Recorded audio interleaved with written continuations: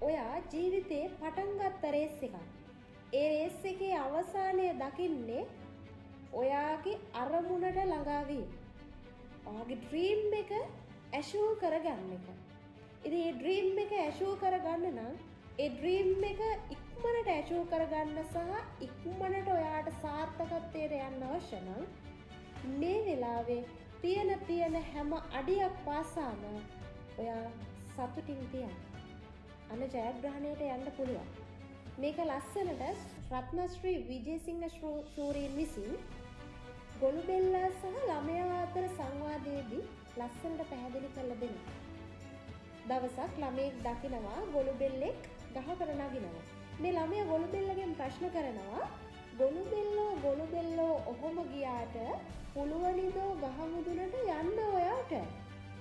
ගොළුබෙල්ලා ඒකට උත්තරේ දෙනවා උසට උසේ ගහ හැදුනේ නෑ ඒක රැට. ඇයි ළමයෝ තේරෙන්නේ නැද්ද ඔයාට? ඊට පස්සේ ළමයා නැවතත් ප්‍රශ්නයක් අහනවා කොළ විතරයි ගහ පුරාම මල් නෑ පාට. වෙහෙස වෙලා මොකටද ලස්සන නැති දෙයට?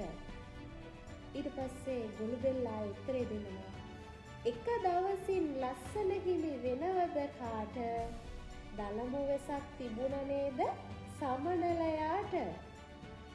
ආයේ ළමයා කියනවා හීන් සැරේ ගාට ඔහොම ගියාට තිස්සතින්ම එන්න වේවි බිමට ඔයාට.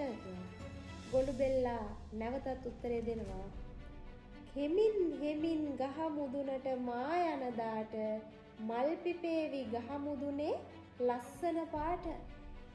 මේක හරි ලස්සන සංවාදයක්. අපි අපේ ජීවිතේ අරමුණු වලට යද්දී ඒ අරමුණු ළඟා කරගන්න නම් අපි සතුටින් වැඩ කරන්න ඕනේ. ඒ වගේම අපි ඒ අරමුණට යද්දී මේ වෙලාවේ තියෙන දේ මත පිහිටා අපි දක්ෂව වැඩ කරන්න ඕනේ. තියෙන දේ ප්‍රයෝජනයට ගන්න ඕනේ. නැති දේවල් ගැන මේ වෙලාවේ හිතන වැඩක් නැහැ. තියෙන දේ ඇතුලේ දක්ෂව වැඩ කරන්න ඔයාගේ අරමුණට අනිවාර්යෙන්ම ඉක්මනට ළඟා වෙන්න පුළුවන්.